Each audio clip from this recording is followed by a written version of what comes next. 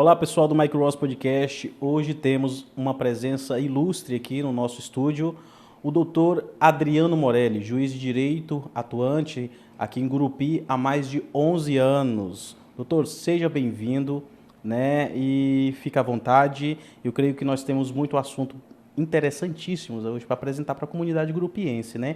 Essa proximidade que hoje necessita ter, eu acho que a oportunidade ela chegou no momento certo, a mídia está aí, aproximou muitas pessoas, e uma das aproximações maiores que nós temos hoje é do mundo jurídico para o cidadão comum.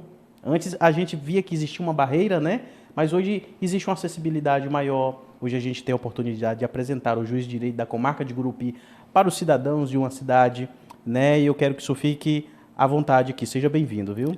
Eu agradeço a vocês aí pelo convite, né? Ter essa oportunidade da gente se aproximar dessa forma das pessoas, né? Apesar de que eu não sou um juiz muito distante, porque aqui eu sou, né, o juiz pop da comarca, aqui sou eu, né? Então, já sou, assim, bastante antigo também no cargo. Então, a gente tem, assim, permite, assim, a liberdade das pessoas se aproximarem um pouco, porque a gente consegue separar, né, aquilo que é profissional daquilo que não é profissional. Doutor, o senhor advogou por algum tempo? Advoguei. Quantos anos? Eu advoguei, para não falar que eu advoguei por 7 anos, que 7 é número de mentiroso, eu advoguei por 6 anos e 10 meses. 6 anos e 10 meses, né? E quando o senhor passou da advocacia e o senhor parou e pensou, eu acho que eu vou tentar a carreira de magistrado. A verdade é que a advocacia é uma profissão muito penosa. Exato. O advogado, ele tem dificuldade de trabalhar, tem dificuldade de ganhar dinheiro, a concorrência é muito grande, né? Tem muitos advogados e demora para se construir um nome na advocacia, não é da noite para o dia. E o tempo passa, as pessoas envelhecem, né? Exato. E às vezes, né, vejo assim, os advogados são muito injustiçados por seus assistidos. Porque muita gente diz, fulano, advogado cobra muito caro, o advogado fez isso, fez aquilo. O que as pessoas não sabem, que o serviço de advocacia, ele é um serviço barato para quem faz e caro para quem paga. Mas o custo da advocacia, ele é alto. Se manter um escritório, é caro. Se pagar a secretária, é caro. Tem conta de energia, conta de água, conta de internet. Você tem que ter uma internet boa hoje para fazer os trabalhos à distância. Você tem que ter, hoje, várias salas, você tem que ter sala para testemunha. Então, a advocacia é um negócio caro. E naquela época um espaço bem projetado, também era caro, também era difícil. E eu, né, na verdade, assim, eu trabalhava muito e não ganhava tanto. Uhum. Quando eu passei no concurso, eu já estava numa situação melhor, porque eu já tinha 6 anos e 10 meses de advocacia, né? Quando comecei a fazer o concurso, tinha 6 anos. O senhor lembra a época? Isso aí foi em 1996. 96. Então, eu trabalhei de janeiro de 90 a outubro de 96. Eu tinha 10 anos de idade. Aí eu passei no concurso, tomei posse no dia 15 de dezembro, mas por conta de um problema de orçamento do Estado naquela época, nós só pudemos assumir no dia 15 de janeiro. Então, nós assumimos a comarca um mês depois da posse. E uma das palavras que é bem usada nos discursos de alguns advogados é: as duras penas exerço essa profissão. Porque, né, na verdade, todo mundo... vejam bem, a quantidade de advogados que vão ter um sucesso financeiro na profissão, ela é muito pequena. É difícil porque ele precisa de causas boas, precisa de clientes bons e tem que se ter toda uma habilidade. Tem mais um detalhe: o advogado não pode ter o coração mole na hora de acertar honorários, porque senão que é o que acontece muito. Ele não sobrevive. Aliás, o ideal é que quem atenda, quem ouve as partes, quem consulta, não seja a mesma pessoa que contrata os honorários. Esse é o ideal no escritório. Vamos repetir de novo. A mesma parte que atende inicialmente... O advogado que atende inicialmente a parte, que ouve a parte, que dá a consulta, né, ele não deve ser o mesmo profissional que contrata os honorários com a parte. Porque normalmente ele se comove. Porque quando a pessoa procura um advogado, ela já está numa situação terrível. Exato. E se o advogado perder o profissionalismo, tiver o coração mole e deixar de cobrar os honorários que vale, ele vai ter prejuízo. Ele vai ter Porque prejuízo. às vezes o processo fica longo, não termina. E geralmente são E ele longos. acaba tendo que custear, o processo tem um custo para ele e ele vai acabar sendo mal remunerado. Os processos mais simples que a gente percebe de relação de consumo, eles chegam a demorar até 1 ano e meio de praxe. Mas a demora ela se deve a vários fatores, né? Não só o judiciário, né? Sim, sim. A gente tem a existe- ampla defesa e o Existe contraditório. existe uma frase famosa do jurista e filósofo francês, La Rochefoucauld, que dizia que os processos não durariam tanto se a culpa estivesse em apenas um dos lados. Exato. Aí vem a ampla defesa e o contraditório. Vem ampla defesa, vem contraditório. É sagrado no nosso direito, tem que ser sagrado, né? Senão Em não qualquer não regime haverá democrático, senão não haverá justiça. E isso impõe uma certa morosidade. Doutor Adriano, desde 1996 até 2022 muita coisa mudou. Já demais. E hoje eu percebo, na área da advocacia, que se abriu um leque muito grande para o advogado atuar e ter sucesso. O meio digital hoje, ele te dá uma ferramenta de captação muito poderosa. A gente tem uma leva de advogados que ainda são da velha guarda, alguns ainda, né, não são todos, mas tem muitos ainda que têm uma certa até dificuldade de mandar e-mails, que ainda não são familiarizados com o mundo digital, né? Já essa leva nova agora, ela tem uma possibilidade muito grande de angariar recursos através de uma captação sadia, boa, correta, conforme o Código de Ética da OAB, né? Porque o mundo digital ele abriu esse leque, ele abriu um mar de possibilidades de você mostrar o trabalho. Hoje, não necessariamente o advogado ele precisa ter um escritório físico. Ele pode ter um escritório virtual no local que ele quiser. Ele pode abrir um escritório virtual de advocacia lá no Leblon. Está lá, no mundo virtual. Porém, ele consegue ter um nome, construir uma figura de autoridade para poder fazer uma boa captação. Eu sinto que existe, não sei se o senhor também sente isso, que existe um certo atraso no modo de advogar entre Rio, São Paulo e Gurupi. Porque eles não conseguem visualizar e pegar logo que existem ferramentas muito poderosas para eles poderem fazer uma captação bem qualificada e se qualificar e se lançar como figura de autoridade em qualquer ramo de assunto do direito. Só que eu vejo que existe uma certa resistência para isso. Acontece, mas de um modo bem lento, vê alguns advogados aqui, outro ali. Existe uma forma hoje, você investe no mundo virtual, aplica sua imagem lá e automaticamente clientes começam a bater a porta. Tanto é que, a gente estava conversando aqui nos bastidores, sobre a questão de petições prontas. Hoje, a demanda ela ficou tão alta em muitos escritórios de advocacia, que hoje se contrata outros advogados que não advogam mais, mas só ofertam o serviço de peticionamento. Eles vendem a petição inicial. O advogado só passa o caso e eles devolvem a petição inicial e você paga pela petição inicial. Se precisar de algum recurso, né, contestação, uma réplica, manda o caso, eles voltam à contestação. Porque começou a superlotar de tanto trabalho. Então, hoje, o mercado hoje ele está um pouco diferente. O senhor sente isso ou não tem como sentir isso no mercado? Por estar só na posição de juiz? Não, a gente sente por conta das ações, né? Uhum. Hoje nós temos uma quantidade muito grande de ações, de demandas repetitivas, que a gente percebe que é um filão ali que foi descoberto da advocacia, alguém pegou aquilo lá, tem inúmeros casos e eles vão só repetindo as ações, né?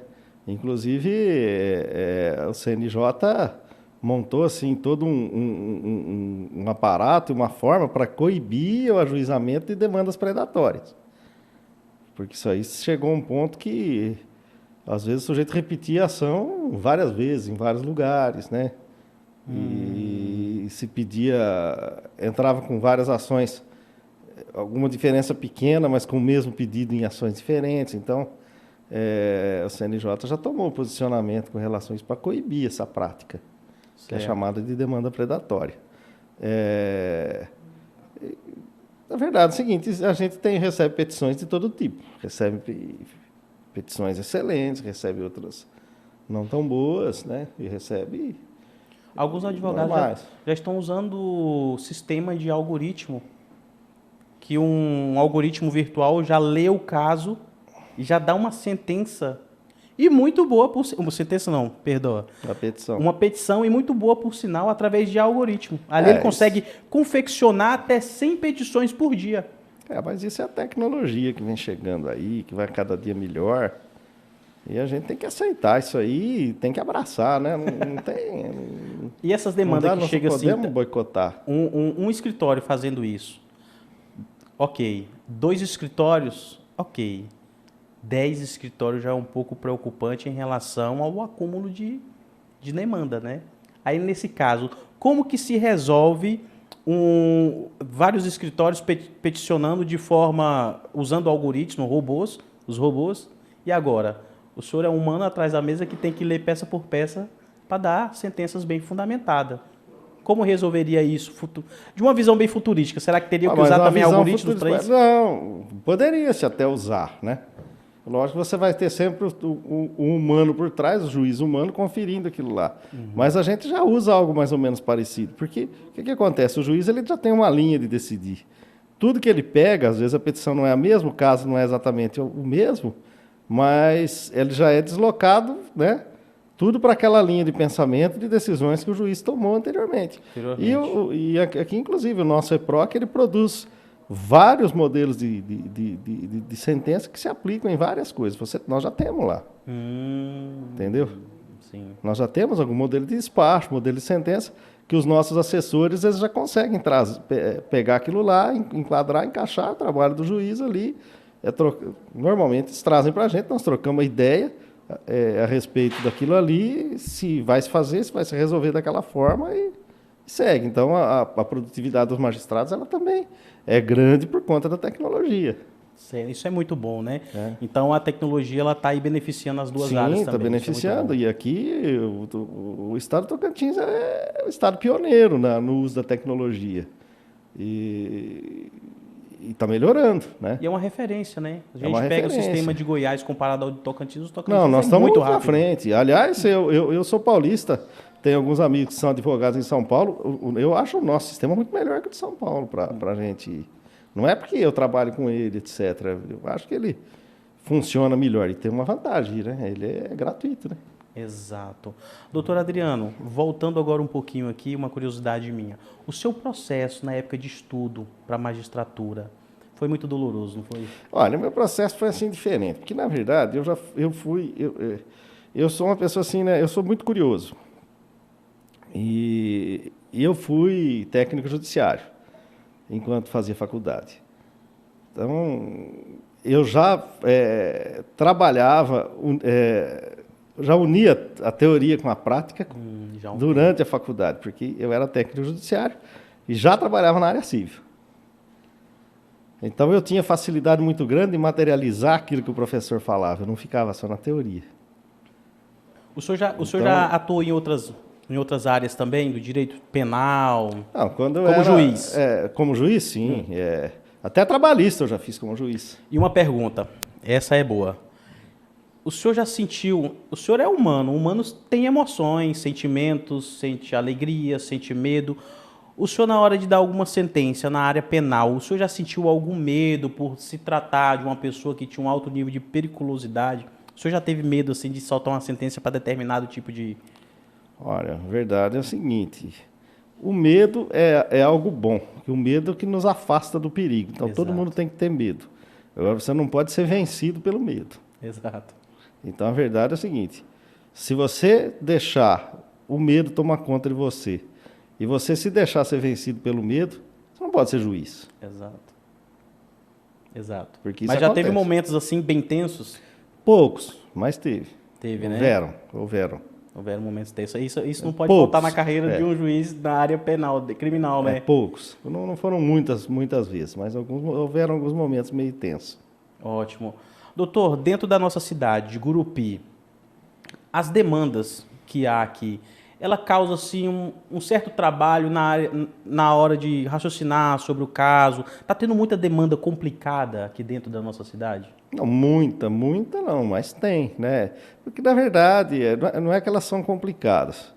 A verdade é que é o seguinte, o nível dos advogados também vem melhorando. Porque se fala assim, não, porque o nível de ensino está pior. Tudo bem, ele produz uma quantidade maior que talvez não alcance o nível desejado. Mas, dentro desse universo, existe um número de pessoas maior também, porque são maiores, maior são os números de cursos de direito. Então, o que acontece? Existe um número maior também de profissionais de qualidade. Aí eu fui professor. Eu me lembro ali,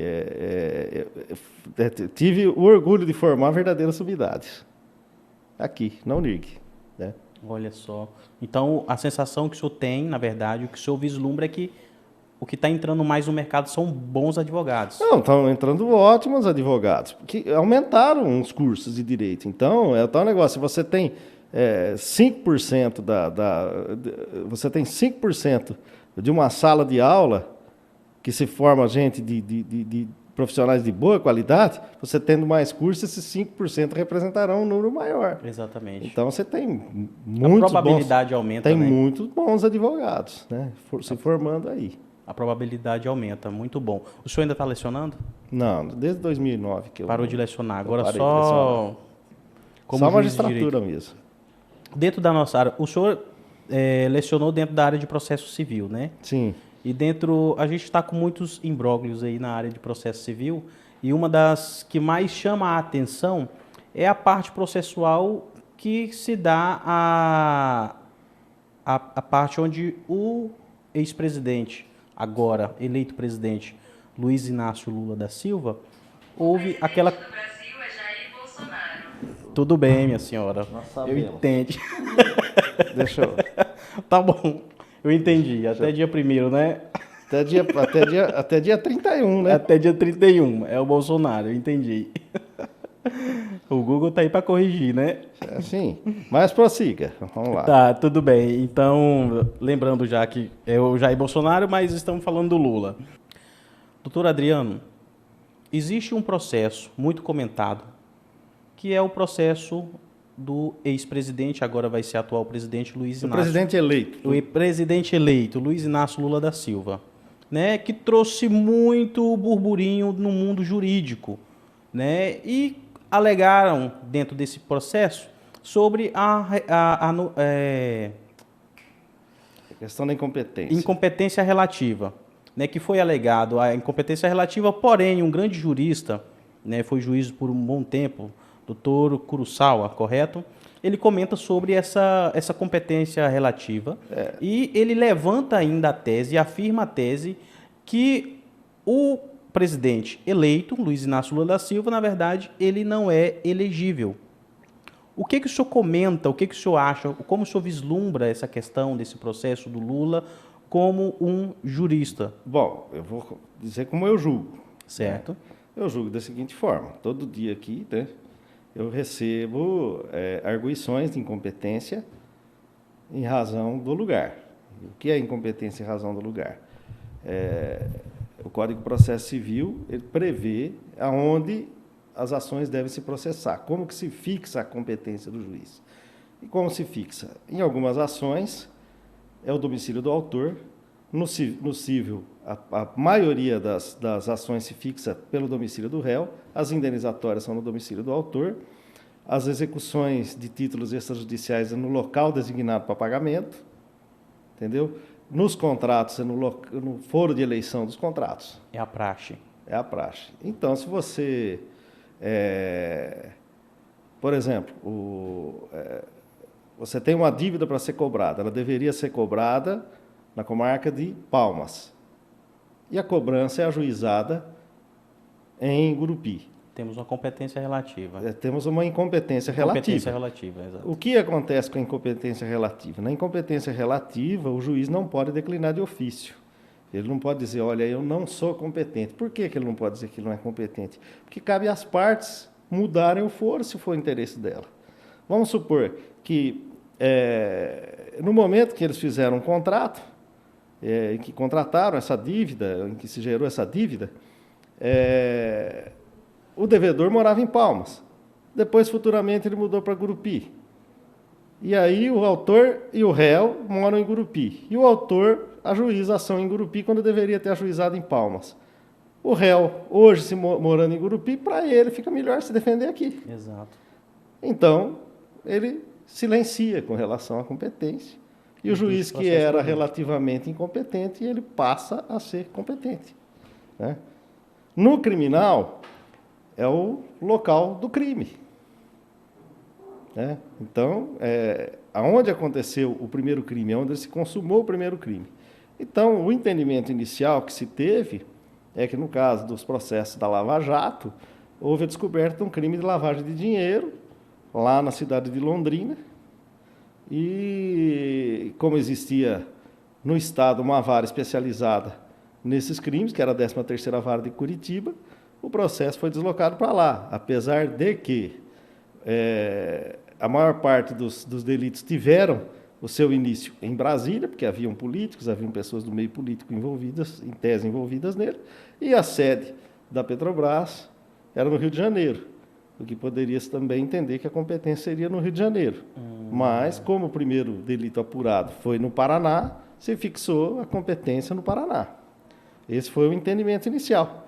Se processou pela 13ª Vara, foi para o Tribunal Regional Federal da 4ª Região, os recursos foram julgados lá, e alguns foram até o STJ. Algumas situações chegaram até o STF.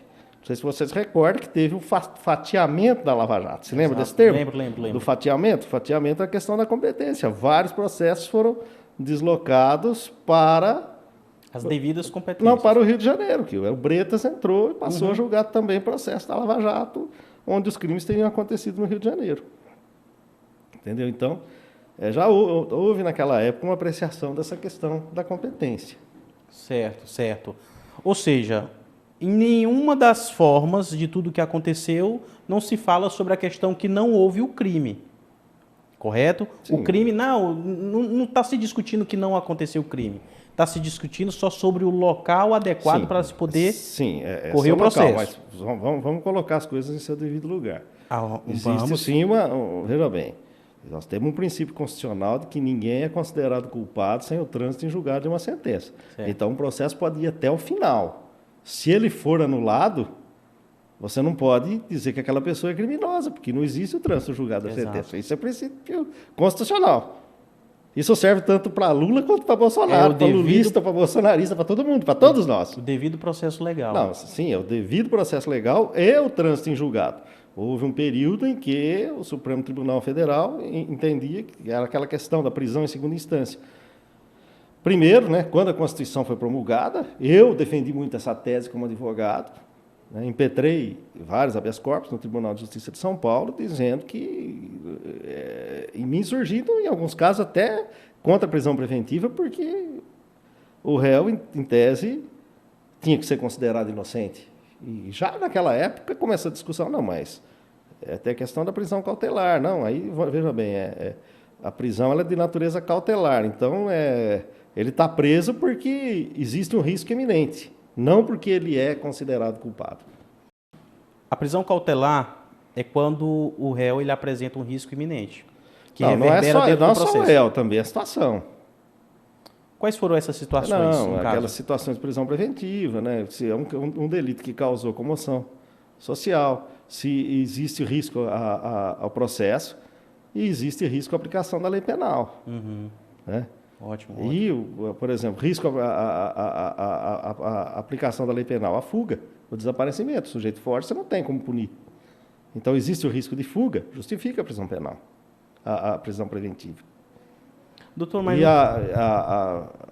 o risco ao processo, quando o réu começa a ocultar a prova, ameaçar testemunha, etc. Aí o processo está sendo colocado em risco, aí se justifica a prisão preventiva. No caso do presidente eleito, ele não foi até a terceira instância? Sim, ele foi a terceira instância, mas todos os processos foram anulados. Certo. Então, tecnicamente, ele é inocente. Nós estamos falando tecnicamente. Tecnicamente. Nós estamos falando do mundo jurídico, não estamos falando do mundo material. Eu entendi perfeitamente. Eu entendi perfeitamente. Então, é plausível até usar como inocente, nesse caso. Não, ele tem a favor dele a presunção de inocência. A presunção da Isso é inocência. inquestionável. Hoje, se vê nas mídias, né, esse embate. Olha, você não é inocente. Eu acho que isso impregnou tanto na cabeça desse político, que quando ele foi num dos maiores podcasts, no Flow Podcast, o Lula esteve lá. Ele foi corrigido pelo o apresentador do podcast, o Igor, quando ele falou assim, porque eu fui inocentado. Ele, não, Lula, inocentado não, ele é demais. não foi inocentado. Ele voltou a ser tecnicamente presumido como inocente. Não é que ele foi inocentado. Ninguém falou que nada daquilo é mentira. Ele tecnicamente, ele voltou a ser considerado inocente. Então seria possível, tecnicamente, ele se achar um inocente? Não, tecnicamente ele é inocente. Materialmente é outra conversa. É outra conversa, né? Mas, eu tô apertando aqui. Mas tecnicamente o sujeito que foi visto ali assaltando um banco, na frente de 40, 50 pessoas, ele foi visto assaltando um banco, ele é preso pelo nosso ordenamento jurídico constitucional, ele é tecnicamente inocente. Ele é tecnicamente porque inocente. Ele não foi julgado ainda. Então, o ex-presidente Lula teve um julgamento, mas os julgamentos foram anulados. Então, do ponto de vista técnico, ele é inocente. Nós estamos falando do ponto de vista técnico. Sobre a lei 64 de 1990, a qual aquele jurista famoso, tem um áudio dele aí que está espalhado, e ele usa como um dos fundamentos a lei 64 de 1990, que ele fala sobre as questões de inelegibilidade, né, de um candidato. E, nesse caso, ele coloca nessa cena da inelegibilidade o candidato eleito à presidência Lula. Quando ele traz essa questão que ele é inelegível, porque ele sofre todo esse processo, mesmo que o processo seja anulado, porém tem a parte de uma juíza, a Hart, como é que é o nome dela? Gabriela Hart, que ela fez o julgamento dela, porém tinha competência legal, normal. Não, mas veja bem, ela também entra nessa questão da competência relativa que o Supremo entendeu depois de julgá-la incompetente. Porque são os processos que o ex-juiz Sérgio Moro julgou, além do questionamento com a relação da competência, tem a questão da suspeição. O Supremo Tribunal Federal entendeu, por todos aqueles negócios que nós vimos lá aí na imprensa, do Greenwald, né?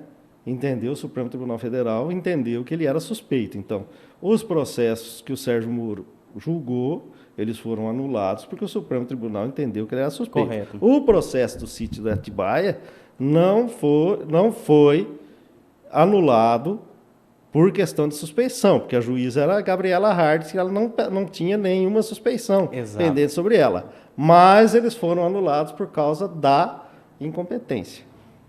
Qual era a incompetência? Porque esses processos deveriam, segundo o entendimento do Supremo Tribunal Federal, o foro competente era Brasília e não Curitiba, porque ela era uma juíza auxiliar da 13ª Vara. Ela atuava na 3ª Vara em conjunto com o Sérgio Moro. Só trocando em miúdos, eu vou futucando um pouquinho. Sim, fica à vontade. Aconteceu o crime em Atibaia? O crime? Não, em Atibaia, a acusação é de que ele havia recebido dinheiro de empreiteiros da Petrobras. Ok. Houve o crime. A competência legal é no local onde houve o crime. Sim, mas acontece... Gabriela Hart, ela está dentro da comarca que o primeiro crime que foi descoberto foi o crime de lavagem de dinheiro. Ok. Esse foi em Curitiba. Os demais eram conexos. Entendeu? Então, porque esse processo, na verdade, do sítio de Atibaia, ele teve iniciativa do Ministério Público do Estado de São Paulo na Justiça Comum do Estado de São Paulo. E depois, a Justiça Comum do Estado de São Paulo entendeu que ele tinha conexão com os demais processos da Petrobras, que já se processavam na 13ª Vara de Curitiba, e eles deslocaram o processo para lá. Mas ali, não, em São Paulo, não era competência relativa. Por quê? Porque lá era competência em razão da pessoa, né? Eu entendi perfeitamente. Porque lá era a Petrobras que estava envolvida. Então, a justiça comum ela não tinha competência por isso, que tinha conexão com um delito que já estava, que já estava sendo processado em Curitiba e que o foro competente era da Justiça Federal. Então, a Justiça Comum de São Paulo não podia julgar. Não podia julgar. Ali poderia ter, eles declinaram de ofício. O juiz lá declinou de ofício, corretamente, porque não era incompetência em razão do lugar. Entendeu? Perfeito. Não era incompetência em razão do lugar. Então, São Paulo, Atibaia não podia julgar aquilo lá. E o juiz declinou de ofício. Declinou de ofício, porque ela não era incompetência em razão do lugar. É porque, em razão da matéria e em razão da pessoa, já existia fixação de competência no foro da Justiça Federal de Curitiba. Então, como essa ação era conexa, ela tinha que ser remetida para lá. Foi o que aconteceu. Foi o que aconteceu. Então, lá não era incompetência relativa, lá era incompetência absoluta. O STF entendeu que tinha que anular tudo. Correto? Sim, mas ele entendeu que tinha que anular tudo o que foi feito em Curitiba. Certo. Porque não foi feito nada em São Paulo. A denúncia foi apresentada pelo Ministério Público de São Paulo.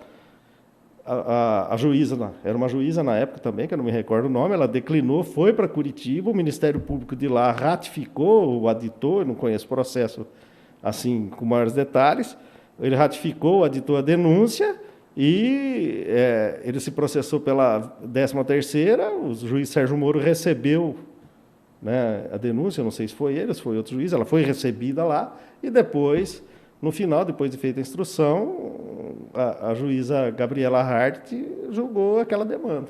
E ela também foi colocar, anulou tudo que ela fez também porque entendeu que era conexo. Porque entendeu que era incompetente, o juiz era incompetente. Essa que é a questão. Eu entendi toda a trama. Isso é conforme o STF... Mas era a competência da Justiça Federal. Só que é o seguinte, o Supremo Tribunal Federal, depois, tardiamente, o ministro Fachin, ele entendeu que a competência era da Justiça Federal, porém não de Curitiba, e sim de Brasília.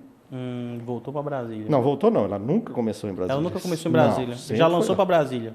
Ela foi para Brasília depois. E foi para lá, está em Brasília isso aí. É uma cama de gato.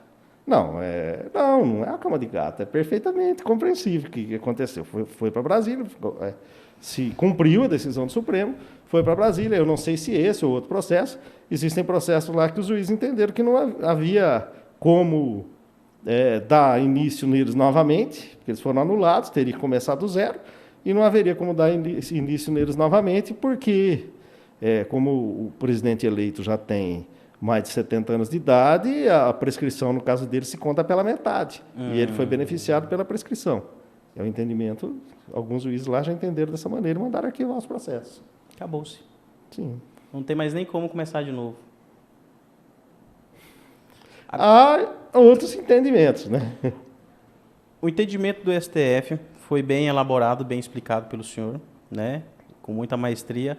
Agora, o senhor, como juiz, na sua visão particular, o senhor entende que a juíza Gabriela Hart, ela realmente, será que a sentença dela não era válida? Dentro de toda essa explicação do senhor? É o que eu ensinei a minha vida toda como professor e que eu fiz a minha vida toda como juiz, inclusive no criminal. Quando a competência não é arguída no momento oportuno, ela se prorroga. E os atos daqueles juízes eles passam a ser 100% válidos a partir desse momento. Então, isso daí teria que ser arguído. Eu não sei nesse processo, porque eu não conheço os autos. Eu não sei se a defesa do ex-presidente arguiu isso daí e foi apreciado isso ou não, porque se ela não arguiu, se tornou competente. Se ela arguiu, deve ter sido apreciado. Se foi apreciado e foi negado, provavelmente teve recurso. Se não houve recurso para o TRF4, se tornou competente. Se houve recurso, o TRF4 deve ter apreciado esse recurso também. Eles vão comentar. Muitos juristas que vão ver nosso Então, podcast eu que não conhecem conheço um pouquinho em do detalhes processo. do processo e outra coisa também. Eles vão Eu me abstenho assim de comentar muitas informações que vêm pela imprensa, porque elas vêm com muita Distorções. imprecisão, porque o jornalista não é um profissional do direito, Exato. apesar de que muitos jornalistas eles querem ser médico, piloto, engenheiro, advogado, juiz, eles não são. Eles são profissionais treinados, eles são profissionais formados e treinados para levar a informação. Não é para dar palpite na área técnica de outros profissionais. Muitos né? até colocam uma sentença popular ali, Exatamente. pá, Então, e depois para reverter o caso. Essa que é a questão. Então, a gente tem... nós não podemos formar juízo a partir de informações que a gente tem da imprensa, né? É um campo bem polêmico, né? No meu entendimento, assim que eu vejo, né, a impressão que eu tenho é que a competência da 13ª Vara ela estava prorrogada. É a impressão que eu tenho, né? Doutor, aqui em Gurupi já teve algum caso que chocou o senhor como juiz? Teve um caso que me chocou aqui. Eu era juiz substituto aqui ainda, em 1998. 98. Foi um caso de um homicídio, em que esse homicídio foi um caso assim muito chamou muita atenção, porque ele tinha assim requintes de crueldade. O sujeito foi morto e o homicida amputou o dedo indicador dele e colocou dentro da boca dele. Isso aí aconteceu aqui em 97, 98. O acusado foi absolvido pelo Tribunal do Júri. Eu só fiz a instrução da primeira fase do processo, a pré-pronúncia. Né? O acusado, ele era um garçom, era um garçom lá do restaurante Cometa, que naquela época funcionava aqui na Goiás. Isso. E ele foi acusado disso aí. E eu me lembro bem desse caso, já tem muitos anos, né? O que a gente apurou ali é que parece que ele tinha um caso com uma mulher e eles tinham encontros íntimos ali, sem tomar os devidos cuidados, e as pessoas que passavam na rua viam. E um vizinho reclamou para ele, porque as crianças estavam vendo, e disse para ele que se eles não tomassem mais cuidado, que ia contar para o marido dela, porque a mulher era casada e o marido ficou sabendo, e depois o sujeito foi lá encapuçado, matou o sujeito, amputou o dedo e colocou na boca dele. E não conseguiu saber se era ele ou não. Eu tive o convencimento de que seria. Mas o jurado não. Mas o uma jurado das coisas, não. Que maravilha. Falou em jurado, uma das coisas que eu tenho um pouco de cisma. Vou dizer para você por que eu tinha o convencimento. Sim, Eu ótimo. vi na época um policial militar que ele estava iniciando na carreira e ele foi testemunha do crime. De dentro da casa dele, ele viu o crime acontecendo, ele pegou a arma, abriu uma fresta na janela e tentou atirar no sujeito. E a mulher dele empurrou ele, não deixou ele atirar. E aí eu me lembro, perguntei para ele, né, que apesar dele não ter visto que a pessoa estava com o rosto coberto, como que ele sabia que era ele? Que era ele? Ele falou, porque ele usava um sapato Ferracini, do tipo modelo Ferracini naquela época. O bico de Isso. De ferro. De ferro, ele usava um sapato Ferracini. E depois, quando o réu foi preso, eu vi o réu usando aquele sapato Ferracini, coisa e tal. Eu falei, mas eu também tenho um sapato desse. Eu falei para a testemunha, ele falou, não, mas o biotípico do senhor é totalmente diferente dele. Então, ele usava o sapato Ferracini, mas coincidia o biotipo.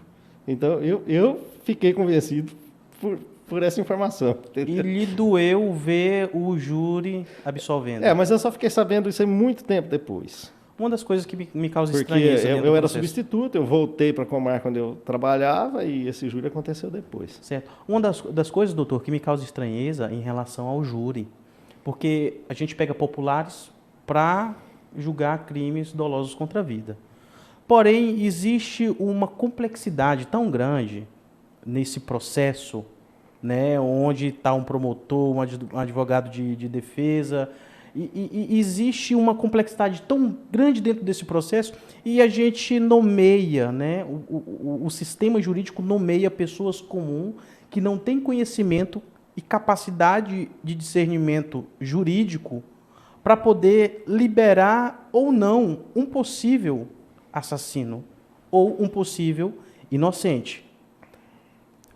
Tem perguntas que são elaboradas dentro da ficha, né? E essas perguntas, às vezes, elas vêm com duplo sentido. Mas para o leigo, ele não vai questionar isso.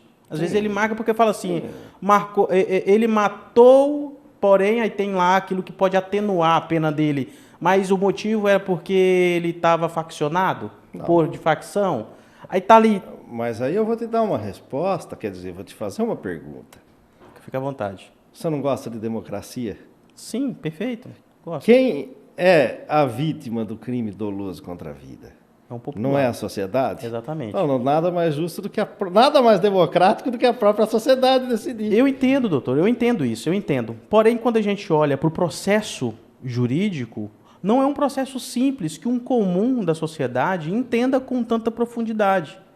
Não, mas o nosso processo penal, ele dá a oportunidade, tanto para a acusação quanto para a defesa, para convencer.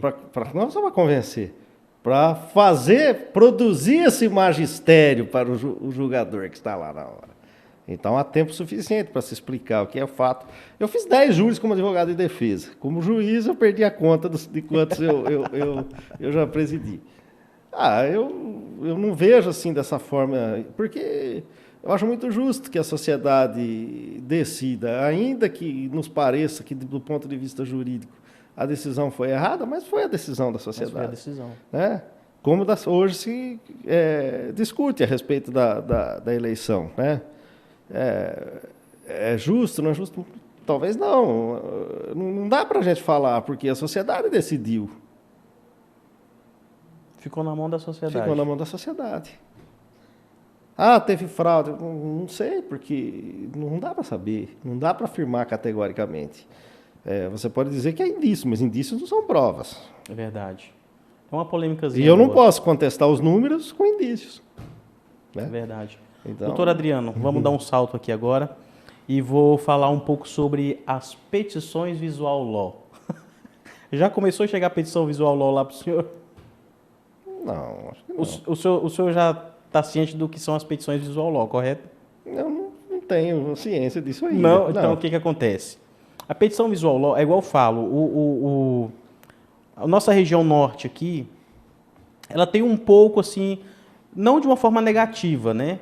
Mas essas petições Visual Law, ela faz com que o magistrado veja a petição de uma forma bem mais limpa, porque ela vai mostrar com gráficos, né? Por exemplo, se houve ali uma perca de algum direito através da prescrição, ela mostra uma contagem através de um gráfico. Sim, vai ser uma coisa visual. Tem usado alguns recursos, sim. Tem usado alguns recursos. Pois é, uma coisa bem... Vai simplificar visualmente. Se usar recursos de colocar gráfico, de escanear foto no meio da petição. Clica lá e abre um vídeo. Exatamente. Então, tem se usado esses recursos. Tem. Isso é bem aceito para o senhor? Quando chega uma petição assim, ela é bem aceita? Não. Para mim, tudo que facilita é bem aceito. Outra coisa, dentro das petições agora tem uma forma de escanear a jurisprudência, porque a jurisprudência ela é um texto bem longo, especificando ali. Aí agora, em vez de colocar o texto, muitos estão usando QR Code. Jurisprudência do tribunal, e bota um QR Code. Tipo assim, se o senhor quiser ler, pega o celular. Ali você pode ler a jurisprudência na íntegra, você não fica escravo da ementa ou do extrato de ata. Então isso facilita. Facilita, apesar de que, deixa eu te falar, veja bem, eu ainda decido e interpreto a lei da moda antiga. Certo. Então, primeiro vem o texto de lei, entendeu? Vem as interpretações da lei, vem a doutrina, exato, certo? Depois vem a jurisprudência. E se não tiver a jurisprudência, vem os princípios gerais de direito e depois a analogia. Exato. Certo? Então, o que acontece? A jurisprudência... há um equívoco sobre a jurisprudência. As pessoas estão vocês estão tratando a jurisprudência como lei. Gente, jurisprudência não é lei. Jurisprudência é uma solução para aquele caso. Se você tem vários casos, aí você tem unificação da jurisprudência, você tem uma súmula, Está perfeito. aí tudo bem. Aí tudo que se vier, se aplica a súmula. Por quê? Porque aquele tribunal que é competente, ele já decidiu que tudo será resolvido daquela forma. Não adianta você fazer de outra. Mas uma jurisprudência flutuante, ela é uma solução para aquele caso. Então, ela não obriga o juiz a decidir de acordo com a jurisprudência. Ele pode não ter jurisprudência nenhuma em que se apoiar, mas ele pode decidir diferente daquela. Isso é muito bom. Eu falo sobre a questão da petição visual law, porque eu mesmo tenho estou preparando um curso de peticionamento da forma visual law. Facilitar tanto para o magistrado, ele olhar a petição de uma forma bem mais limpa, ter uma acessibilidade melhor, vídeos, imagens, jurisprudência. Mas mais importante do que isso é que os advogados aprendam a sintetizar e escrever com clareza. Exato. Porque a nossa grande dificuldade é entender, é interpretar o que ele está dizendo. Então, essa é a grande dificuldade do magistrado. Essa é uma deixa muito boa. Então, o aviso é: escrevam de forma sucinta e clara. Essa é a petição que agrada o magistrado. Essa é a petição que agrada o magistrado. Não precisa de 100 laudas de petição. A petição ela tem que ser clara e objetiva. Você lê e entender o que a pessoa escreveu. Não precisa de muitas linhas, é claro. Não precisa escrever bonito e nem precisa usar o juridiquês. Narre o fato com clareza. O magistrado entendeu o que aconteceu porque ele se vira lá, né? Aquele princípio, né? Que os tribunais, né? Iura novit curia, os tribunais conhecem a lei. Daí fato, datibus jus. E a petição visual law, na verdade, ela leva o advogado a peticionar nessa forma que o senhor está sugerindo. Porque eu sintetizo tudo, eu emagreço a petição, ela dá 9 laudas. Emagrece-se a petição em 3 laudas. Então, ou ele vai escrever bem sucinto... Mas eu quando, em quase 7 anos, não são 7, que eu já falei que 7 é número mentiroso, em quase 7 anos que eu advoguei, as minhas petições raramente passavam de 5 laudas. Pois é. Bem sucintas, né? Bem sucintas. E outra coisa também, eu não ficava assim, colocando muita jurisprudência, não. Eu tinha mais uma preocupação... Quando havia assim, um fato diferente, eu tinha mais a preocupação de transcrever o texto legal e dar a minha interpretação para o texto, do que colocar uma jurisprudência, porque aquela jurisprudência, às vezes, ela não se aplica àquele fato que está ali. O fato não é exatamente idêntico. Exato. Mas é isso, muito bom. Eu falo sobre a questão da petição visual law porque como está existindo agora a tecnologia, as coisas bem mais tecnológicas e tem muito mais artifício, por exemplo, hoje você pode linkar a peça. O magistrado ele não precisa ir lá na folha, lá e tal.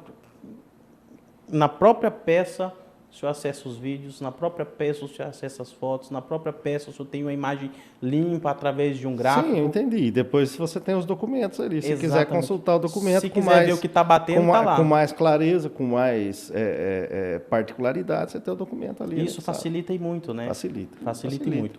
O senhor tem uma dica importante que o senhor queira passar para a comunidade de advogados aqui de Gurupi, como juiz? Olha, a principal dica é essa questão da clareza, né? Da clareza, né? Nas petições. É isso. Outra dica que eu dou para os advogados é o seguinte: o advogado não pode ficar esperando que o cartório, que o juiz diga para ele o que ele vai fazer. Quando ele peticiona, já sabe que o juiz vai despachar, ele já tem que saber qual é o próximo passo do processo. Exato. Não ficar esperando. Por isso que às vezes os processos demoram tanto. Esperando abrir prazo. Eu, quando era advogado, as pessoas falavam, não, mas seus processos terminam rápido. Eu não esperava abrir o prazo. Eu ia lá, consultava, ia abrir vista para mim, eu não esperava abrir vista para mim, eu já peticionava antes e já botava o processo para andar. Ótimo. A visão que vocês têm do advogado que frequenta muito o fórum, o chamado advogado de balcão, que está ali pedindo celeridade. Hoje assim, não tem assim, tanta necessidade, mas você tem que pedir celeridade, mas a única coisa que justifica o advogado ir lá e pedir alguma coisa é quando ele precisa de uma providência do serventuário, mas existe uma grande quantidade de advogados que eles vão lá para perguntar para o serventuário o que é que ele tem que fazer. Isso acontece muito, né? E agora, o que é que eu faço? O serventuário fala. Às vezes fala, às vezes também não sabe, né? Então, Aí complica o processo, aí demora. E aí complica, e demora, porque fica esperando o juiz dar uma decisão ali dizendo o que é que tem que ser feito, porque ele não sabe, às vezes o sujeito não sabe qual é a próxima fase do processo. Isso é verdade. Isso é verdade. Então, isso é uma dica até boa, porque como a gente tem polo chegou estudantil... aqui, foi citado, veio a contestação. Aí agora, o que acontece? Depois da contestação. É isso aí. Depois da contestação, Vai para quem? Não, aí o processo, em tese, ele deveria voltar para o juiz determinar as providências preliminares. A providência preliminar, o que é? Manifeste-se o autor sobre a contestação. Ué, por que eu tenho que esperar o juiz falar isso para mim? Eu já vou lá. Escrever o prazo ainda. Se eu sou autor, eu tenho pressa do processo, eu vou lá e já me manifesto logo. Ué. Exatamente. Entendeu? Às vezes o que pode gerar muito isso, essa questão de esperar abrir prazo e tudo mais, é a demanda. Às vezes ele não se adverte, ou procrastina, né? Ou o cara procrastina ali em cima do processo, ou tem uma demanda muito grande. Então ele espera dentro dessa contagem de prazo para ele se organizar melhor. Mas a procrastinação ela é feita normalmente por interposição de recursos desnecessários, etc. E tal. Não é assim. Não, eu falo a procrastinação que eu estou falando em relação a esperar abrir o prazo, sem a necessidade de ter que esperar abrir prazo. Não tem necessidade. Né? O sujeito sempre tem que saber, não, o próximo agora, veja bem, daqui para frente a bola está comigo. Exatamente. Isso daí ajuda. O advogado que sabe isso daí, ele faz o processo dele andar. Exatamente, é isso mesmo. Penso igual. É isso. O bate-papo foi muito bom, né? E é um prazer inenarrável ter um juiz de direito da comarca de Gurupi, trazer essa aproximação do mundo jurídico para o cidadão comum, para a nossa sociedade gurupiense. Isso para mim é um prazer muito grande. Eu só tenho a agradecer imensamente do senhor ter aceitado o nosso convite de estar aqui. Eu fiquei maravilhado pela sua pessoa, tanto que o senhor é comunicativo e fala, bota o assunto na mesa, o senhor comenta. E o cidadão ele olha assim com um bom olhar, em saber essa disposição de um juiz em falar e comentar casos e tudo mais, e ser tão solto, tranquilo, à vontade. Para mim foi perfeito. Eu agradeço aí pela oportunidade, né? Espero que todos tenham ficado satisfeitos, né? Lógico, né, que sobre essas questões polêmicas, nós temos assuntos que nós não podemos nos aprofundar, até porque, né, sei bem. Não me é permitido, como juiz, comentar decisões de outros magistrados, ainda que de instâncias da mesma instância ou de instâncias superiores, de nenhum, nem dos ministros do Supremo. A única coisa que eu posso dizer para vocês, aqueles que as pessoas que esperam algum ato, que vá ter algum ato ilegal daqui para frente, no sentido de estabelecer uma situação que lhes parece politicamente conveniente, não vai acontecer. Algum recado para os estudantes de direito?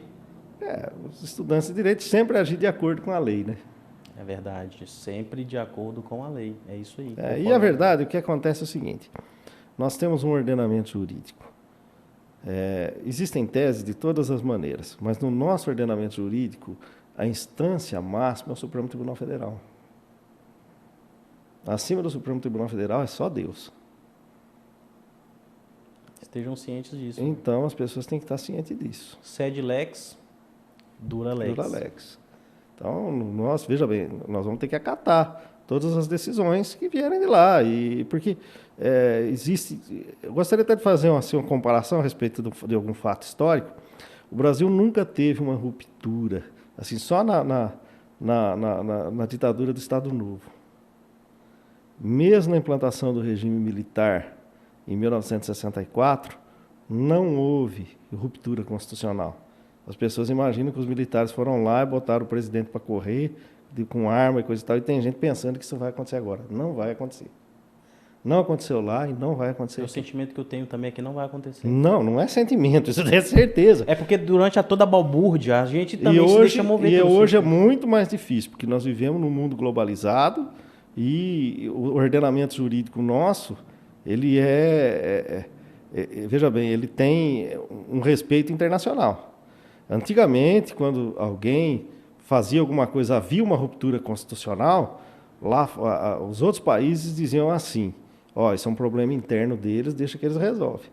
Hoje não. Se houver uma ruptura constitucional, todos os países que têm relação diplomática conosco, eles vão romper as relações diplomáticas, e isso daí vai demorar um tempo para se restabelecer. Israel, ele mandou, através do seu primeiro-ministro, ele mandou um recado.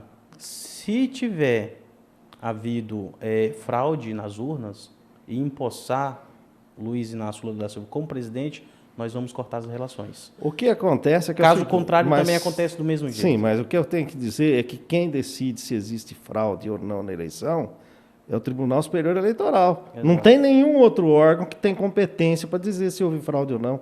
Ótimo assunto. E sobre o Exército, essa aclamação do Exército... O Exército não tem... O Exército não é órgão jurisdicional.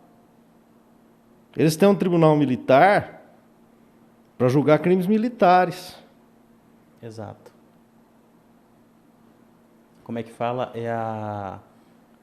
Não é a plenitude dos poderes, a separação dos poderes. Exatamente. Né? Sobre a separação dos poderes. Eu ouço aí alguém falar de vez em quando, não, porque o Tribunal Superior Militar, até nesse áudio que você mostrou, o Tribunal Superior Militar é a instância máxima para julgar crimes militares, ou crimes praticados por militares, ou crimes definidos como militares, praticados por civis ou praticados por militares com a participação de civis. E quando eles aclamam a intervenção militar, citando o artigo 142? Mas acontece o seguinte, o artigo 142, a intervenção militar, ela só tem lugar quando as instituições todas param de funcionar. Nós não temos esse problema aqui. Qual é a situação? Porque não temos, porque das situações pararem. Não, a situação de todas as instituições pararem é quando não há um entendimento entre nenhuma delas, quando ordens judiciais deixam de ser cumpridas, a lei deixa de ser cumprida, ordens judiciais deixam de ser cumpridas e se instala o caos. Nós não temos essa situação.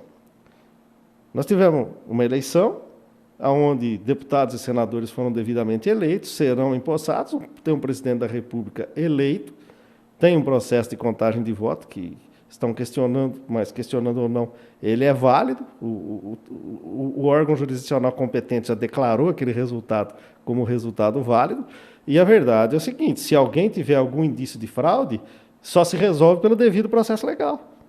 Não, entendeu? Alguém tem que fazer a denúncia e levar para quem?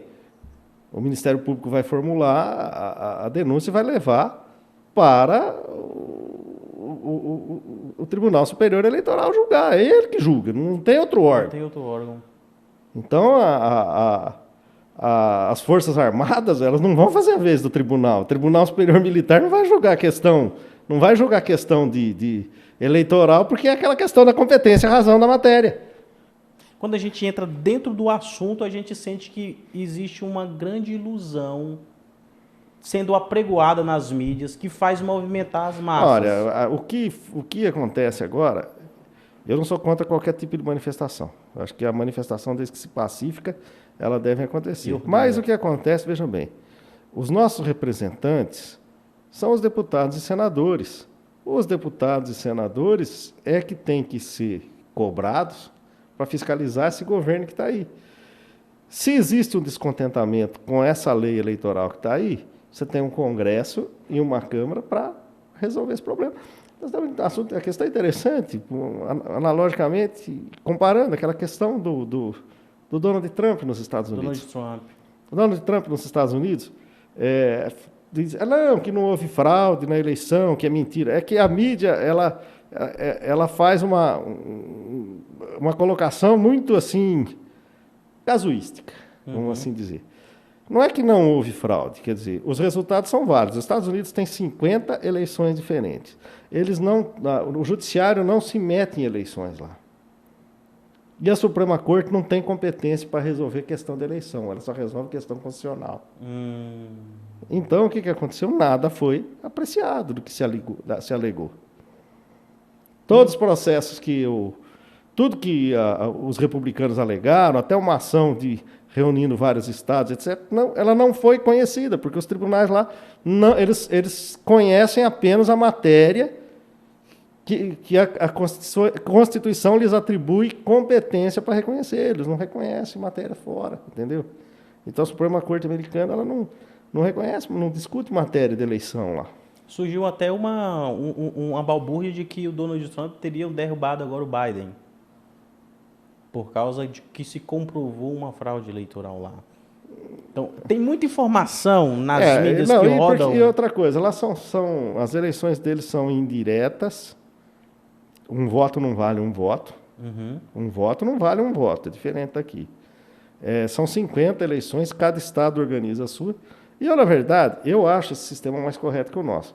Eu, assim, né, particularmente, do meu lado, no meu íntimo, assim, uma discussão acadêmica a respeito, eu concordo com a existência do TSE. Mas, para nós não é dito que o judiciário é inerte. Então, eu acho que o TSE, o TRE, o TSE, os juízes eleitorais, eles deveriam existir somente para julgar as discussões a respeito de temas eleitorais, e não para organizar a eleição. Esse é um pensamento meu. Não é o que está na Constituição, a gente segue o que está lá, né? Sim, perfeito, perfeito. Aí, no caso, os estados organizariam as suas... Isso é um pensamento meu, que cada estado deveria ter a sua comissão, o seu departamento, um órgão específico para organizar as eleições. E a Justiça Eleitoral só julgaria as discussões, né? Exatamente. As controvérsias que tiverem a respeito disso. Então, não caberia o judiciário organizar a eleição. É o que dá mais certo. Esse é o raciocínio mais lógico. Isso assim, é um raciocínio meu, é o que eu penso, né? Ótimo. Perfeito. Perfeito. É isso aí, doutor. Foi maravilhoso. Espero que tenha sido claro. Não foi? Perfeito. É porque os assuntos que foram levantados aqui são assuntos polêmicos, né? Sobre essa questão do processo do Lula, sobre essa balbúrdia que existe hoje através da intervenção militar. Eu tenho até uma sogra que é muito apaixonada em intervenção militar. E ela sonha o momento em que a guerra vai se instaurar. Intervenção militar não é assim. O Brasil não é uma república de bananas. Até fazer uma brincadeira com ela. E tem mais um detalhe. As nossas Forças Armadas, elas cumprem e respeitam a lei. Exceto que eu tenho conhecimento de história, que eu tenho conhecimento de história, que eu posso falar, pode ser que não tenha sido assim também. A ruptura que nós tivemos foi na implantação do Estado Novo. Nem na implantação do regime militar, nós tivemos O senhor falou esse nome agora que eu captei aqui. Implantação do Estado Novo, a ditadura de Getúlio Vargas. Isso foi em 1930. Ali teve uma ruptura institucional. Teve uma Constituição outorgada. Ela não foi votada, foi uma carta constitucional. Agora, nem em 1964, nós tínhamos uma Constituição que foi promulgada, que foi a de 1946. Certo? Uhum. E depois ela teve uma reforma constitucional em 1967. E depois uma outra pequena reforma em 69. Exato. Então, mas ali não houve a ruptura. Houve, quando se instalou o regime militar aqui, houve um processo de impeachment do presidente, houve uma eleição indireta. Então, as Forças Armadas agiram lá também de acordo com a lei. Depois houveram outros problemas, né? Com questão de censura e etc. e tal. A censura é um negócio que a gente não aprova em governo nenhum. Exato. Houveram problemas, houveram embates entre o governo militar, que no princípio não havia, mas passou a haver embates entre o governo militar e o Congresso, passou a haver censura, passou a haver ativismo de alguns parlamentares em ações que contrariavam o governo. Aí houveram abusos dos dois lados, né? Exatamente. Os magistrados hoje, eles podem falar o seu lado político? Nós não podemos exercer qualquer atividade político-partidária.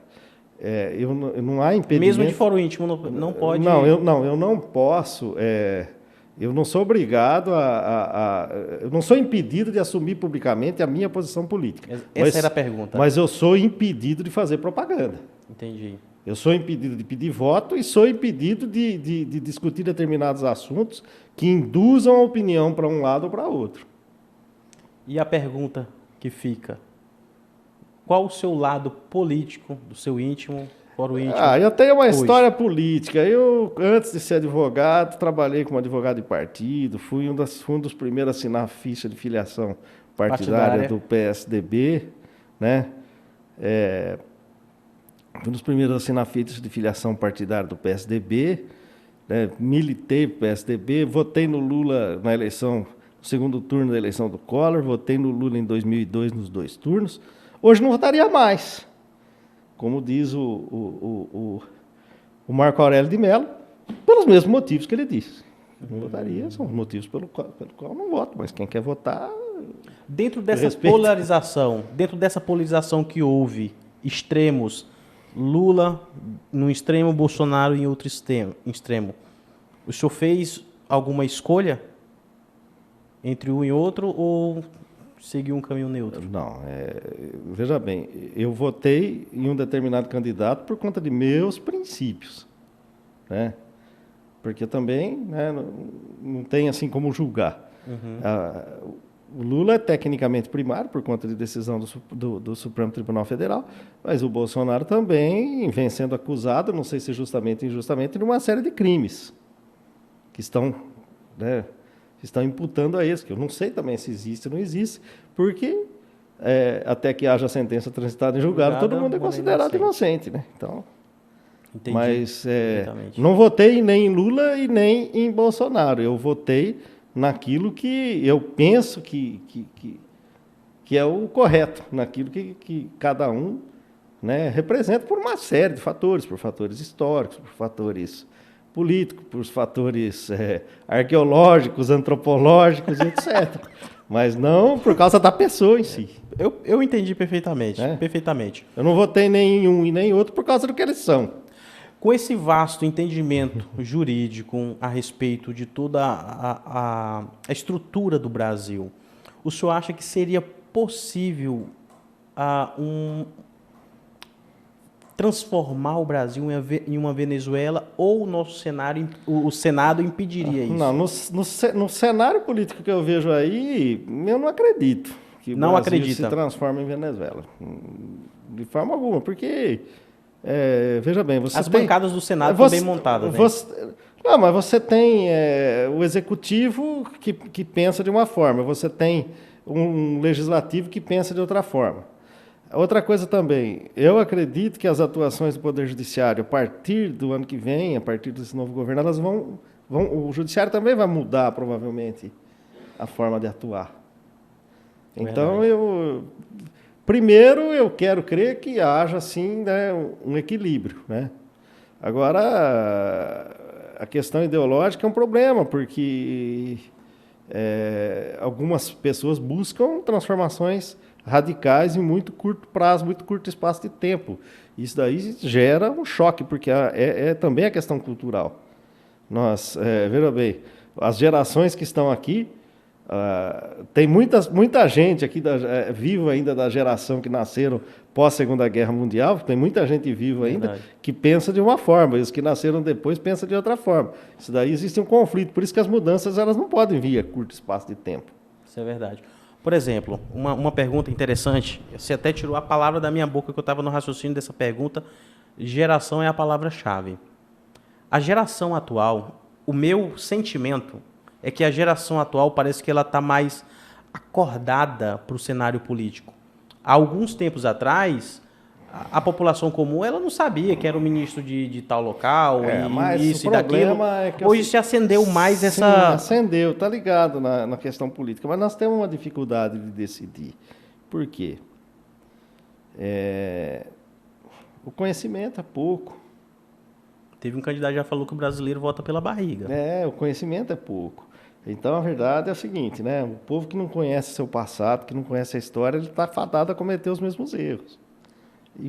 Essa frase, ela é forte. Então, é uma questão interessante, né?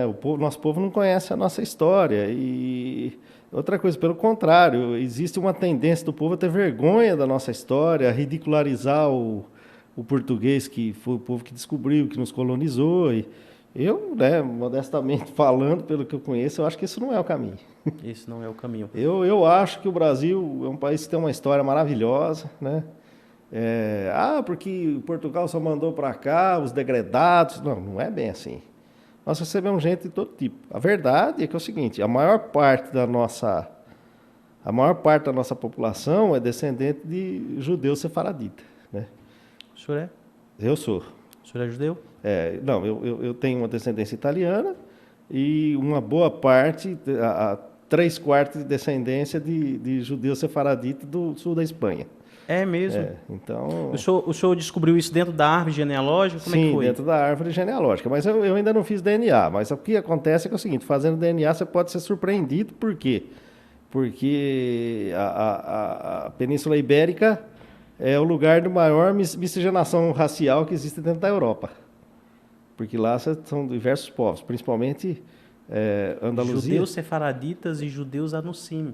Porque a Andaluzia, nos tempos da Roma Antiga, ela foi ocupada pelos vândalos, ela foi ocupada pelos cartaginenses, ela foi ocupada pelos romanos, já existiam os povos lusitanos e hispânicos, e os bascos, que estão lá até hoje, né?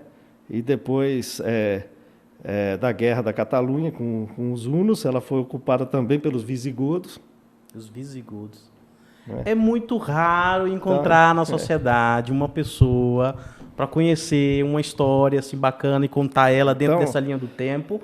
Como que o senhor se acendeu a pesquisar o seu passado, dos antepassados, para chegar até a conclusão? O que acontece? Nós não conhecemos a nossa história para fazer um julgamento do que é melhor. Nosso povo não conhece a nossa história para fazer o julgamento do que é melhor. E de para onde as pessoas que detêm o poder no mundo, para onde que eles querem levar esse mundo? O Brasil ele é muito miscigenado. Isso é fato. Mas a miscigenação não é Existem levantamentos, até mesmo da comunidade judaica, de que ela diz que 70% da nossa população ela tem judaico. Né? Sim. A época das Inquisições, você mesmo deve ter costumes judeus na tua casa. Quer que eu te pergunte uma coisa? Sim, fica à vontade. Como que a sua mãe limpava a casa? Que dia da semana que a sua mãe limpava a casa? Olha, tem um costume que eu vi minha mãe fazendo, que era o costume de quando saía o caixão, falava que tinha que varrer a casa de dentro para fora. Sim, mas varria de onde? Da cozinha para fora. Não, varria da sala para a cozinha. Da sala para a cozinha. Eu era pequeno, para mim, na minha cabeça, era da cozinha para fora. E por que varria da sala para a cozinha? Por quê? Porque o judeu ele colava o texto da Torá na porta da sala. Então o lixo não podia passar onde estava a Sagrada Escritura. Então esse é um costume judeu. Um outro costume judeu né? É limpar a casa de sexta-feira. Exatamente. Por quê? Porque é a preparação do Shabat. Exato. Então, nós não somos todos cheios de costumes judeus. Nós não sabemos. O Brasil tem muito. E a verdade é o seguinte, os judeus, quando começou a colonização, eles vieram em grande número para cá. Exato. Por quê? Porque eles tinham esperança de que... porque, na verdade, quando houve ali a conversão dos judeus ao catolicismo, eles ali, em silêncio e secretamente, eles continuavam cultuando a crença deles. Com certeza. E eles sabiam que vindo para cá, eles seriam menos vigiados. Então, eles eram estimulados a vir para cá. Até que desceu para cá os padres jesuítas. Mas os padres jesuítas vieram já na expedição, na primeira do descobrimento. Mas com o âmbito sempre de evangelizar, né? Os que aqui já estavam. E naquela época não era uma forma tão amorosa de se evangelizar mas o cristianismo e o judaísmo, na verdade, eles são religiões praticamente irmãs. O que nos separou do nosso costume, antes de tudo, foi a questão da perseguição. A perseguição aos judeus ela era muito mais forte do que aos cristãos de início. Então, os cristãos passaram a adotar certos costumes parecidos com os dos romanos para dizer que eles não eram judeus. Eu discordo em um grau aí. Agora o assunto fica bom porque tem as discordâncias. Porque, assim como o senhor é muito bom de história e mostrou aqui ser muito bom de história, a gente tem que lembrar que o ano 325, no declínio de Constantino, né, houve um declínio do Império no ano 325.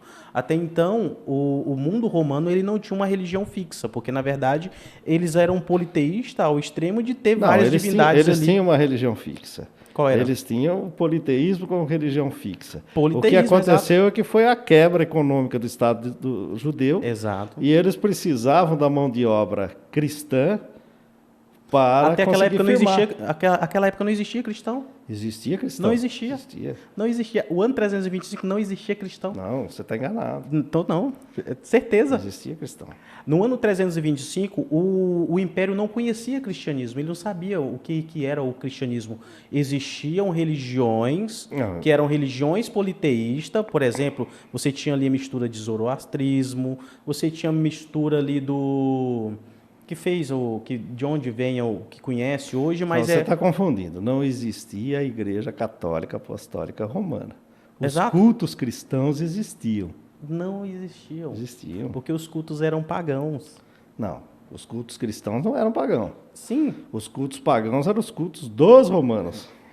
eu entendo a colocação do senhor em relação de dizer que existia o cristianismo antes da formatação do cristianismo. Não, Por quê? antes da formatação da Por Igreja quê? Católica Apostólica Romana. Ok, tudo a, bem. A primeira igreja foi formada por Pedro e por Paulo e teve uma sequência de papas. Pedro só existe no diálogo cristão. Fora disso, não existe Pedro. Não, para eles não admitiam a existência. Mas o que acontece é o seguinte... Concílio de Trento, eles estavam decidindo quem era Jesus. Se era homem ou se era um ser sobrenatural. Eles. Concílio de Trento, eles estavam decididos se Maria era virgem ou não. No Concílio de Trento, a gente tem o nosso o grande amigo aí do cristianismo aí, é Martim Lutero, morreu dizendo que o Apocalipse era coisa de demônio, chamando a epístola de Pedro de epístola de palha. Então não existe essa coligação tão profunda. Porque o cristianismo ele foi formatado com o tempo, o cristianismo que nós conhecemos hoje. Sim, mas... Então, qual era o cristianismo que o senhor fala que existia naquela Não, época? porque eles já existiam os evangelhos, existiam vários evangelhos, já existia a pregação dos evangelhos, existiam muitas pessoas que acreditavam no Jesus Cristo como Messias e aceitavam aquilo como modo de vida para eles. Eles tinham base de uma religião que ainda... Por isso que eu falo, a formatação dele foi com o tempo, porém os filósofos daquela época, eles tinham base de uma religião que precisava ser construída para o Império. Para Sim. o Império. No ano 325, tanto é que a primeira parte é tentar convencer a todos através do, entre aspas, amor. Depois, quem não aceitava era na espada. Sim. Porque ela tinha que ser imposta, porque ela tinha um poder não, ela tinha uma... Mas você sede- não tinha uma igreja organizada, mas você tinha a crença. Crença, só que as crenças eram várias. Não, Então, por exemplo, isso é simples. Pega a fala de vários padres, né, padres catedráticos, que eles dizem com todas as letras.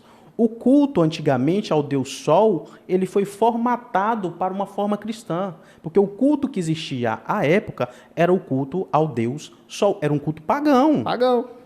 É por isso que eu estou falando. Eles falam de outros cultos também, por exemplo, a Santa Ceia. A Santa Ceia ela veio de um ritual de Mitra.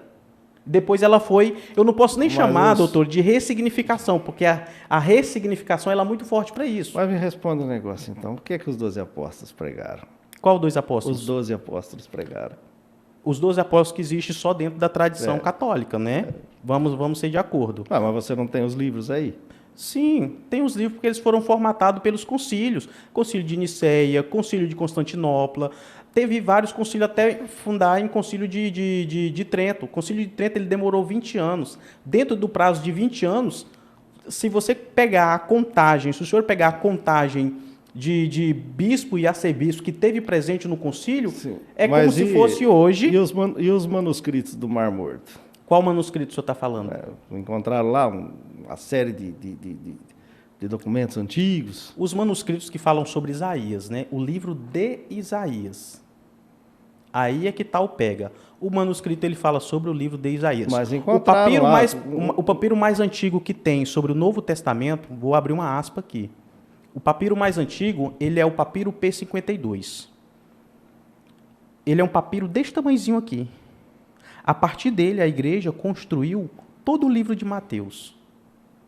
Por isso que os padres eles falam veementemente, e eu concordo com eles. A Bíblia foi feita pela Igreja Católica e para a Igreja Católica, não ao contrário.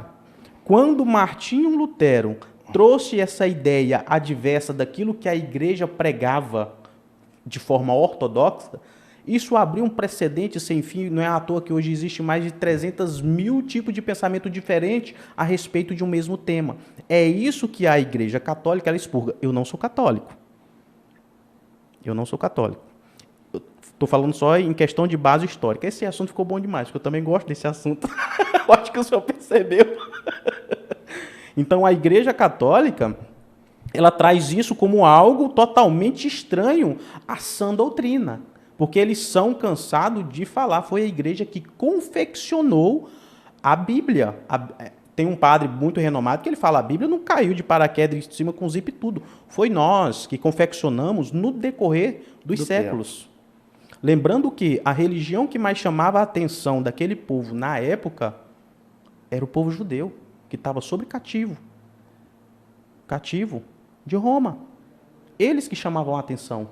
Tanto é que os filósofos gregos iriam ter com os velhos sábios judeus, para aprender sobre a sabedoria judaica. Não é à toa que a Igreja Católica ela pega uma tradição totalmente judaica por ver, não por estudar e ter conhecimento, porque o conhecimento judaico ele é muito profundo.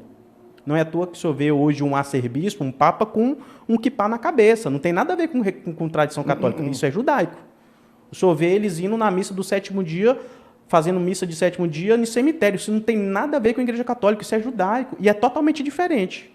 Quem pensar que uma missa de sétimo dia da Igreja Católica é igual o sétimo dia do pensamento de um judeu a respeito de um morto, ele está pensando muito enganado. Se ele pensar, agora é o domingo, por que a igreja também se preocupa em agora escolher um dia? Porque agora ele tem uma nova tese. E o judeu, muito conhecedor da sua história, ele não vai aceitar aquela nova tese. Ele é muito bem sabido a respeito de um livro. Agora a gente tem o encontro de dois povos. O povo judeu e o povo agora da diáspora, o povo católico ali, que agora estão criando umas tradições que estão dentro das tradições. É como se fosse, entre aspas, roubando uma tradição, mas sem entender profundamente dessa tradição. Por isso que houve a queima dos Talmud, foi falar que os judeus estavam falando do Santo Jesus da Igreja Católica, e o Talmud não tem nada a ver com o Jesus que eles apregoavam.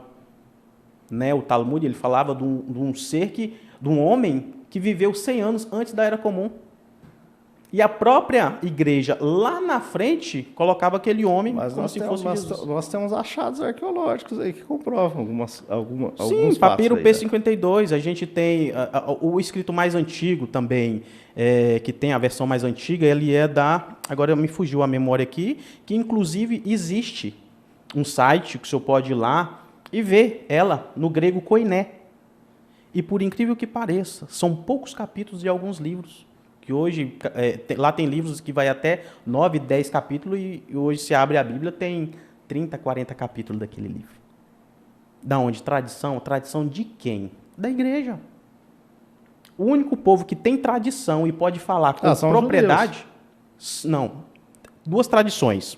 Uma criada, né, que é a Igreja Católica, criou a sua tradição, e outro um povo que vive milenarmente, é um organismo vivo até hoje na Terra, que é o povo judeu, que tem tradição. Como é que eu posso pegar um livro de um povo e querer traduzi-lo conforme o meu pensamento sem consultar a tradição? Sendo que ele é fruto da tradição. Sim. É igual a Igreja Católica. Hoje tem a Bíblia cristã, evangélica, mas ele é fruto da tradição católica. A nossa história é muito rica. Muito. Isso aqui mesmo já mostra um pouco. A nossa história é muito rica. Nós brasileiros não temos motivo para nos envergonhar nem da nossa história, nem da nossa religião, nem dos nossos costumes. É verdade. Entendeu? Doutor, eu amei o papo, você estudou a sua raiz judaica, entendeu sobre a raiz judaica. Eu também já estudei muito sobre o judaísmo, confesso para o senhor. O meu sócio desse estúdio, ele é um judeu. Ele é um judeu, mora no Rio, Moré Rubinho, Ruben Rosenberg. E você falou aquela questão do governo de Israel não reconhecer seu fraude. Existe uma dificuldade muito grande entre numa relação diplomática entre o governo de esquerda brasileiro, que está para se instalar, e Israel, justamente porque o presidente foi parabenizado pelo Hamas, né? Não precisa falar nada. Daí já se vê. Teve um programa aqui no podcast que eu convidei o Luiz Rosenberg. Ele é um hacker ético. E ele que dava entrevista para a CNN, Jovem Pan, Globo News, quando falava sobre o ataque cibernético que teve entre Ucrânia e Rússia. Tudo é ele que comenta com muita propriedade. E eu tive com ele. Fiz um programa, é claro, foi à distância, ele mora em Tel Aviv. E a gente falou sobre as urnas eletrônicas. Foi um programa espetacular. Falamos também sobre a política entre diferença Israel e Brasil. A questão das urnas eletrônicas é complicado. Não, sim. É só um comentário. Mas o que eu queria falar mesmo, frisar bem, é que a gente falou sobre a diferença política, de viés político de Israel, porque Israel é uma política de esquerda. Só que não tem nada a ver com a esquerda no Brasil. Não, mas essa política de esquerda nossa que nós estamos vendo aqui, ela só existe aqui no Brasil e na Europa Central. Olha só. Se você pegar, por exemplo, o que acontece? Por exemplo, a Rússia foi um país comunista durante 70 anos. E na implantação da Revolução Bolchevique lá, eles tentaram extirpar esses valores judaico-cristãos, de família, pátria, religião. Eles tentaram extirpar isso daí. Quando o sistema ruiu, eles só conseguiram reconstruir para a Rússia, que é hoje, de 1989 para cá, recriando esse sistema. Então, a Rússia sabe que não funciona assim. Então, a Rússia é contra essa cultura da esquerda europeia hoje, de ideologia de gênero, de fim da família, de aborto, etc. Eles são contra isso aí. Olha só.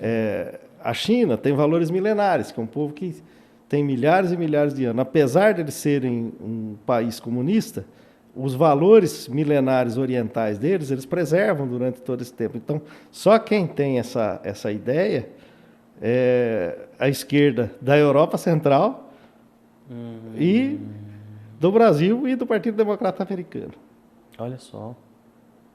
Os outros não. Por isso que o Olavo de Carvalho dizia que nós temos 3 novas ordens mundiais. Uma é da Europa Central, uma do eixo Rússia e China e a outra dos países islâmicos. Olha só. E essa união que existe entre os países islâmicos... Muito interessante essa tese. Essa união que existe entre os países islâmicos e a China e a Rússia é porque eles têm um inimigo comum, que é os Estados Unidos. E Israel, que em geral é apoiado pelos Estados Unidos. Exato. A águia.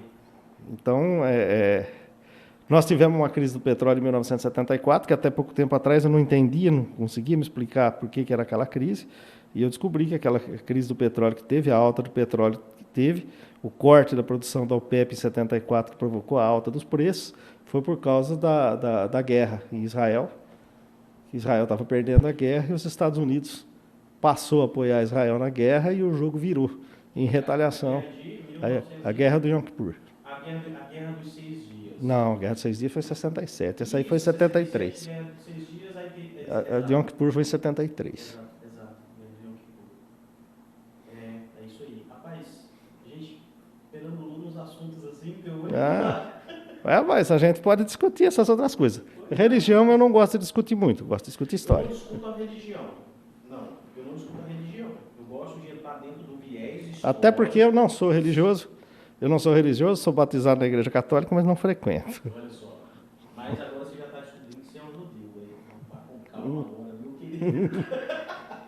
Doutor, foi maravilhoso. Vamos tomar um cafezinho ali. Bora lá. Coisa boa para o senhor. Eu só fazer as considerações finais e mais uma vez eu quero agora agradecer o senhor. Gostei muito do bate-papo. Né? Muita coisa em comum aqui rolou de assuntos, de interesse de assuntos e tudo mais. E, mais uma vez, muito obrigado por estar aqui no Mike Ross Podcast. Eu que agradeço. Eu que digo muito obrigado.